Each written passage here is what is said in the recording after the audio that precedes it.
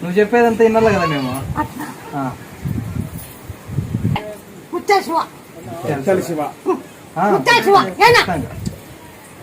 పెట్టుకోవాలా